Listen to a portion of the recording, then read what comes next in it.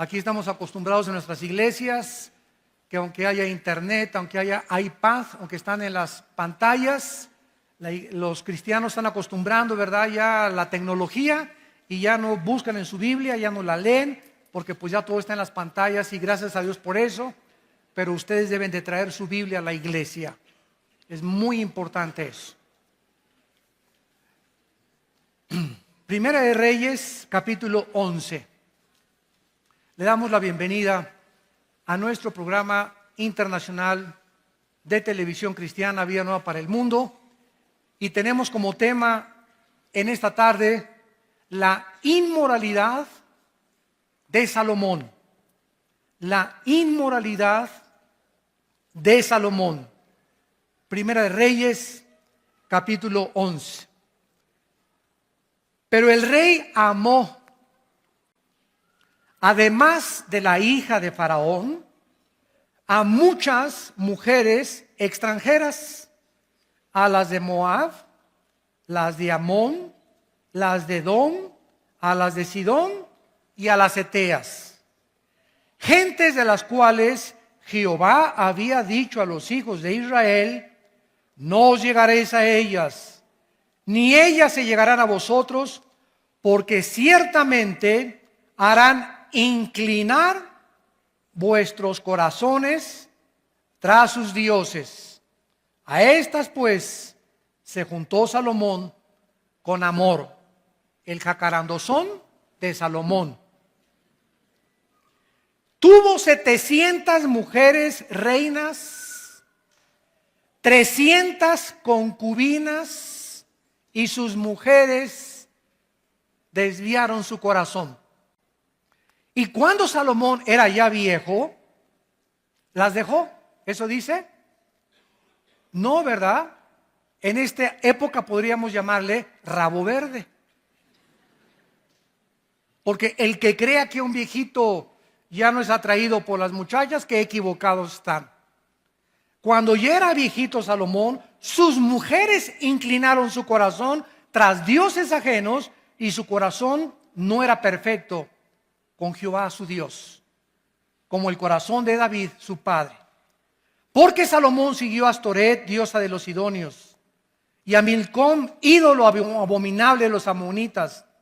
E hizo Salomón lo malo ante los ojos de Jehová, y no siguió cumplidamente a Jehová como David su padre.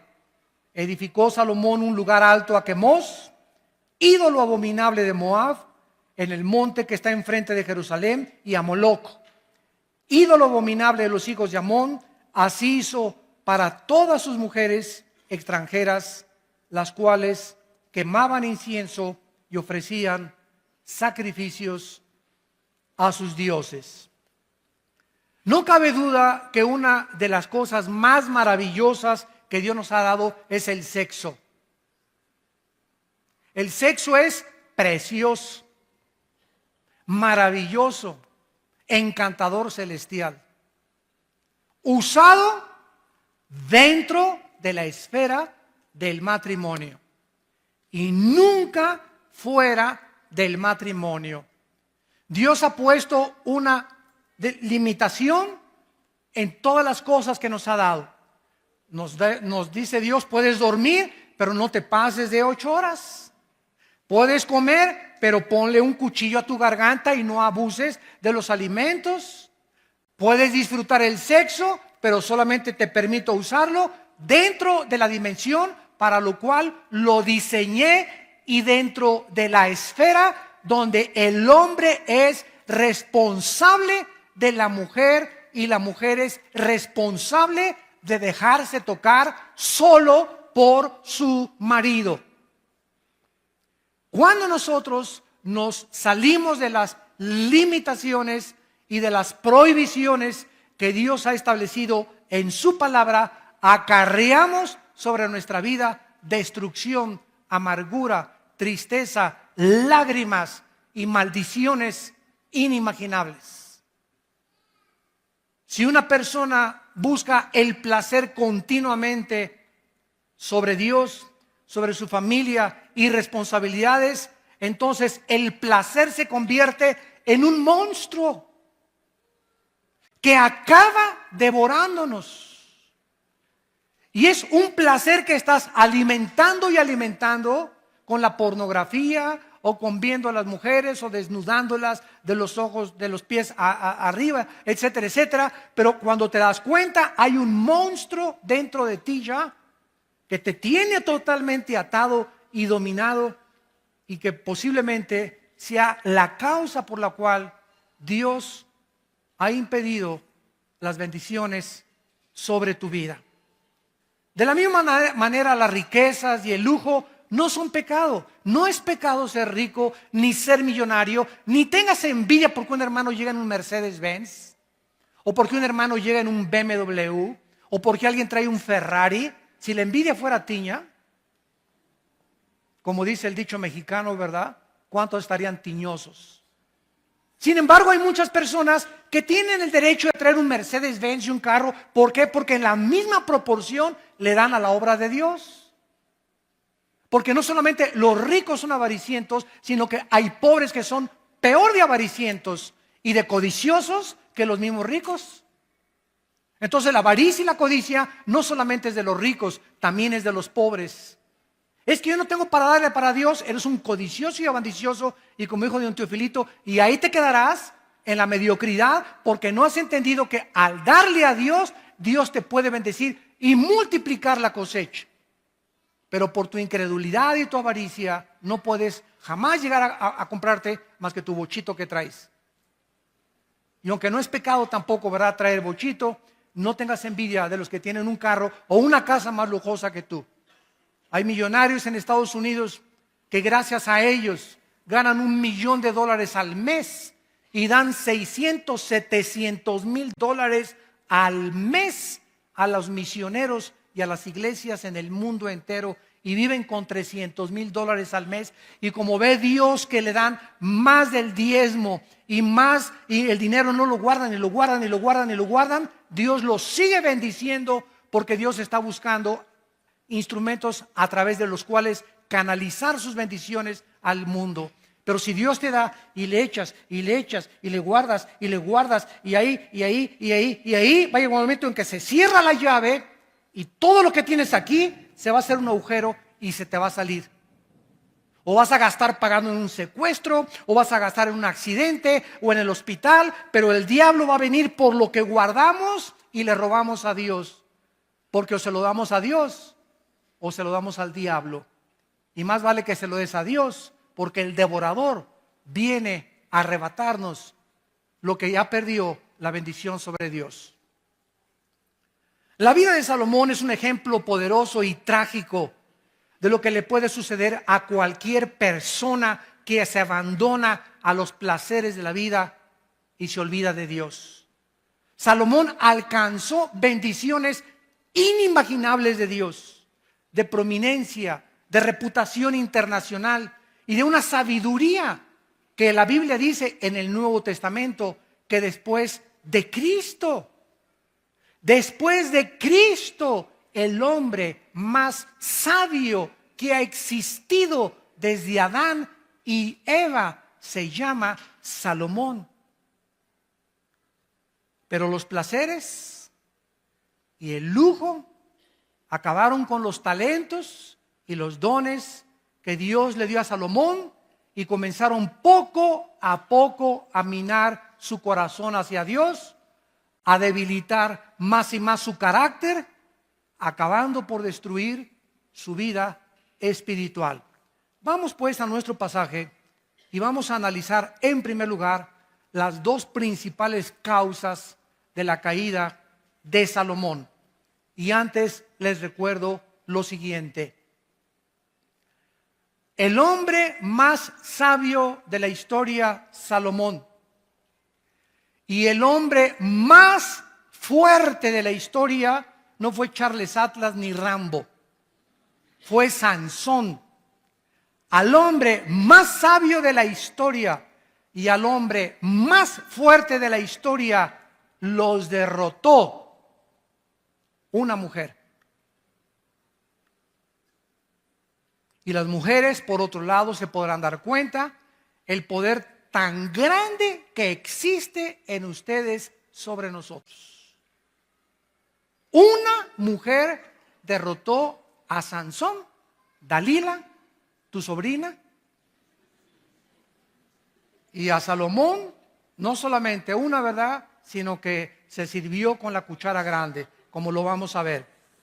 Bueno, dice aquí en el versículo 1, el rey Salomón amó, además de la hija de Faraón, o sea que tenía corazón de condominio. Además de la hija de Faraón, y había mucho en aquel tiempo de matrimonios políticos. Los reyes muchas veces se casaban con la hija del rey de Francia, con la hija del rey de Inglaterra, o con la hija del rey del Líbano, etcétera, etcétera, para hacer en aquel tiempo alianzas políticas. Y muchos matrimonios eran forzados. Solamente se casaban, ¿verdad?, por mantener una alianza política y unirse política y diplomática y económicamente como naciones. Salomón, además de la hija de Faraón, amó a muchas mujeres extranjeras de Moab, de Amón, de Edom, de Sidón, a las Eteas. En el libro de Éxodo capítulo 34, Dios había prohibido a los reyes, a los que le conocían como Jehová, a los que habían entendido que eran regidos por leyes, aparte civiles, leyes espirituales, les había prohibido lo siguiente. Éxodo 34, versículo 12, guárdate, les dijo Dios, de hacer alianza con los moradores de la tierra donde has de entrar, para que no sean tropezadero en medio de ti. Derribaréis sus altares, quebrantaréis sus estatuas y cortaréis sus imágenes de acera, porque no te has de inclinar a ningún otro Dios, pues Jehová, cuyo nombre es celoso, Dios celoso es. Por tanto, no harás alianza con los moradores de aquella tierra, porque fornicarán en pos de sus dioses y ofrecerán sacrificios a sus dioses, y te invitarán y comerás de sus sacrificios, tomando de sus hijas para tus hijos y fornicando sus hijas en pos de sus dioses. Harán fornicar también a tus hijos en pos de los dioses de ellas. Dios establece un principio espiritual inexorable e inquebrantable también en el Nuevo Testamento, en 2 de Corintios capítulo 6. Para que no diga alguien, eso fue para el pueblo de Israel en el Antiguo Testamento. Dice Pablo en la segunda carta a los Corintios capítulo 6, versículo 14 en adelante. No se unan en yugo desigual con los incrédulos. Porque ¿qué compañerismo tiene la justicia con la injusticia? ¿Qué comunión la luz con las tinieblas? ¿Qué concordia, o sea, qué acuerdo? ¿Qué sinfonía es la palabra en el griego sinfonesis? Se tradujo concordia. ¿Qué sinfonía hay cuando llega la banda de Huipanguillo a tocar con la Sinfónica Nacional de México? Imagínense la novena sinfónica de Beethoven y llegan a la banda de Huipanguillo, inmediatamente te das cuenta, ¿verdad? Aquí no hay ritmo, no hay armonía, ¿verdad? No hay musicalidad. Exactamente se usa esta palabra, que no hay sinfonía, porque tú estás y la otra está tocando la nueva sinfonía. Pero si tú eres cristiano, tú estás con la sinfonía de Beethoven y llega la otra que incrédula a desbalancear tu vida, a sacar tu vida, a cambiarte tu cultura, a cambiarte tu enfoque, a contaminarte, y finalmente acabas sirviendo a la religión y a los dioses o a aquellos que tiene la persona equivocada en tu vida. Dice la Biblia en el versículo 16, y qué acuerdo entre el templo de Dios y los ídolos, porque ustedes son el templo del Dios viviente, como Dios dijo. Vamos a seguir esto y explicarlo más claramente para que podamos entender y proseguir con nuestra conferencia. Si yo soy cristiano, estoy bajo el gobierno de Dios, que es la luz. Dios es luz. Sin embargo, el cristiano puede salirse del control de Dios en el momento en que rompo sus leyes y me introduzco inmediatamente otra vez de donde me sacó Dios. Paso otra vez como cristiano, aunque no pierdo la salvación, a estar bajo las tinieblas. Cuando estoy en las tinieblas, en el momento que una muchacha me gusta y yo soy cristiano y me caso inclusive con ella, en ese momento me meto al terreno donde ella está. ¿Por qué? Yo no puedo estar así. No podemos servir a dos amos.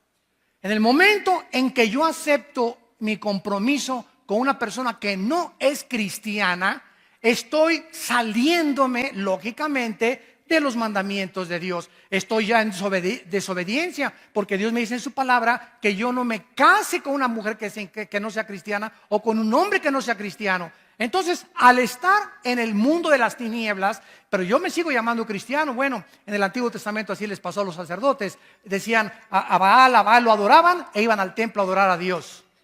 Tú puedes decirte llamando lo que tú quieras, pero tú vives en desobediencia a Dios. Y en ese momento, las tinieblas conquistan tu corazón. En lugar que digas, pues se va a convertir. Es que es mejor que muchos cristianos. Y no es tan hipócrita como muchos muchachos que he conocido en la iglesia. Y tal vez a los 6 meses tiene otra religión, pero lo voy a convencer. Son pretextos para romper la palabra de Dios. Eres inexcusable hombre tú que juzgas y crees que eres más sabio que Dios. En ese momento te vas a envolver en una vida en la que Dios no tenía para ti, porque estás en desobediencia a los mandamientos de Dios. Entonces, en lugar de que tú a esa muchacha la saques de las tinieblas y la traigas a la luz, va a pasar lo contrario. Ella te va a jalar al reino de las tinieblas, te va a enfriar, va a debilitar tu carácter y sin que te des cuenta pierdes la brújula y la dirección de Dios. Tenemos que entender, porque Dios nos dio una mente inteligente para que comprendamos por qué hay sabiduría detrás de todos sus mandamientos. Cuando cuando un padre le dice a un hijo, no vayas a un antro, no le digas, te prohíbo ir a los antros. Tu hijo, no, papá, tú eres un viejo ya anticuado, que tú eres del Antiguo Testamento, y de verdad, y tú ya no tengo por qué hacerte caso. No le digas así, porque la ley mata, ¿verdad? Tú tienes que explicarle, mira, quiero decirle, cuando entras a un antro, hijo, vas a oír música que es del mundo, y en ese momento te va a envolver esa música. No van a tocar a Beethoven, tampoco vas a encontrarte ni a Cenicienta ni a Bambi en el antro. Y cuando te den de beber, no te van a dar horchata tampoco, ni agua de Jamaica. Entonces va a haber un ambiente ya preparado por Satanás, bebidas preparadas por Satanás, personas preparadas por Satanás, mujeres con ropa casi nada, sin que te des cuenta. A la media copita que te tomes, ya perdiste. Ya perdiste, muchacha que me escuchas, porque cuando te tomas la mitad, te tomas el vaso entero después. Y cuando te tomas el vaso entero, se te olvida hasta que eres hija de Dios. Ya te conviertes en hija de Moloch. Ya dejas que tu novio te haga lo que quiera, te dejas tocar, te dejas acariciar al movimiento y al grito y al medio ambiente. Y cuando te das cuenta, ¿verdad? No sabes ni con quién amaneciste. Dios tiene un propósito para decirnos lo que Él nos dice. Vivimos en un mundo completamente, dice en 1 Juan 5, controlado por Satanás. El medio ambiente, la música, todo está con el propósito de embaucarnos, de entramparnos, de jalarnos a ese mundo del cual Dios nos sacó y en el cual Dios no quiere que nosotros participemos de él. La primera causa que podemos descubrir de Salomón es su sensualidad hacia las mujeres. Salomón se unió a mujeres paganas, no creyentes, practicó la poligamia, era un hombre que cuando veía a una mujer la veía de los pies a la cabeza como ahorita los hombres. El 85%, para que lo sepan mujeres, el 85% de los hombres cuando las ve a ustedes, las ve de los pies a la cabeza, las barren de la cabeza a los pies. Así es el hombre del libidinoso. Así es el hombre desensual. El hombre es atraído 100% por el cuerpo de la mujer no tanto. La mujer puede ver un Charles Atlas, ¿verdad? Y pues sí, está guapo y todo, ¿no? Pero nosotros somos atraídos inmediatamente, ¿verdad? Buscamos las curvas, ¿verdad? Buscamos, ¿verdad? Las pechugas de pollo, etcétera, etcétera. Como dice un pastor allá en Argentina, comenzamos a buscar, ¿verdad? El cuerpo, el movimiento de licuadora de la mujer, etcétera, etcétera. Y todas estas cuestiones comienzan a nosotros a atraer nuestros ojos hacia ellas y el hombre se vuelve sensual. El hombre se vuelve débil y comienza su carácter a ser debilitado por causa de su sensualidad. Salomón dijo: oye, está guapísima esta mujer, Miss México, véngase para acá mi niña, aquí chencheche. No, pero déjame presentarte a Miss Estados Unidos. No, de veras, no, esta está bonita, pero esta está mejor. Véngase para acá mi nena también. No, te vamos a traer a Miss Perú. Ahora, imagínense ustedes, tú dices, bueno, Salomón, ¿verdad? Pero si tú tuvieras el dinero de Salomón, la fama de Salomón, el poder de Salomón, no lo culpemos. Cualquiera de nosotros hubiera hecho lo mismo. Porque separados de Cristo, nada podemos hacer. Si no hacemos lo que hacemos ahorita, y muchos hombres no lo hacen, es porque no han tenido la oportunidad de hacerlo. Porque por la gracia de Dios hemos sido librados de tentaciones.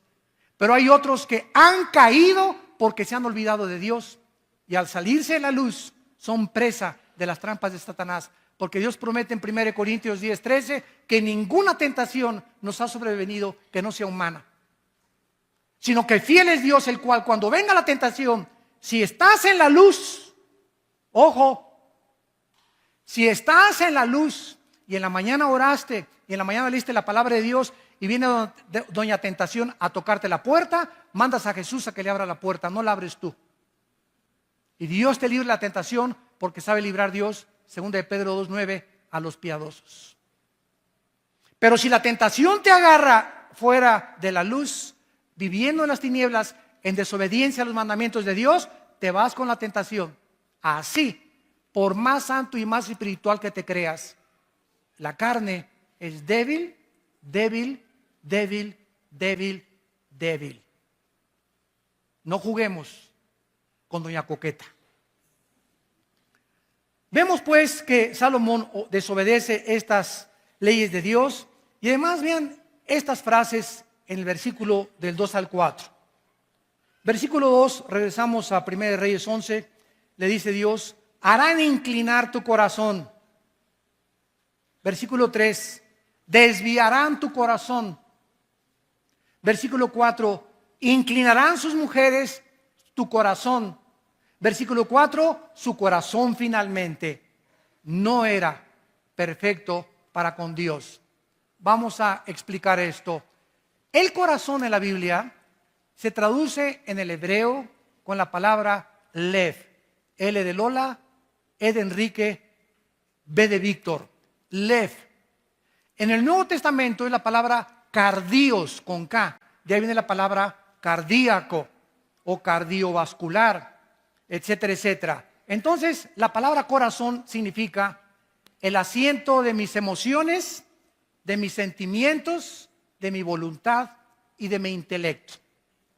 En el momento en que mis emociones son atraídas por otra persona que no es mi esposa, o por un muchacho que no es cristiano, o por una muchacha que no es cristiana, mis emociones son infectadas. Mis sentimientos me comienzan a engañar porque engañoso es el corazón más que todas las cosas. ¿Quién le conocerá? Y una vez que estás debilitado emocionalmente, debilitado sentimentalmente y debilitado emocionalmente, caes fácilmente y tu corazón acaba apartándose de Dios. le das a esa mujer el lugar de Dios. La conviertes en una diosa. Conviertes en ese hombre en un Dios. ¿Quién es un ídolo? Cualquier cosa que nos robe los afectos, nuestro tiempo y nuestra devoción a Dios. Puede ser el fútbol, pueden ser las mujeres, puede ser tu amante, puede ser tu esposo, puede ser el dinero, puede ser el placer, cualquier cosa a la que yo le dé más tiempo, más devoción y más dedicación que a Dios es un ídolo. No solamente una estatua a la cual me inclino, algo que ha robado el primer lugar de Dios en mi corazón. En segundo lugar, vemos nosotros que aparte de que el corazón es el centro de nuestras emociones, en el libro de Oseas, en el Antiguo Testamento, capítulo 7, versículo 9, dice la Biblia: devoraron extraños su fuerza, y él no lo supo. Canas le han cubierto y él no lo supo. ¿Cuál es el mensaje aquí del Espíritu Santo? Bueno, a veces llegamos al espejo y, caray, no me había visto esta cana. Caray, aquí tampoco esto. Y pasan 3 meses, caray, estoy lleno de canas. Y nunca supimos cuándo comenzaron a salir las canas, ¿no es cierto? Salieron imperceptiblemente. Dice la Biblia que las fuerzas también las comenzamos a perder imperceptiblemente. Las mujeres comienzan a debilitar tu fuerza y te comienzan a debilitar tu carácter, comienzan a infectar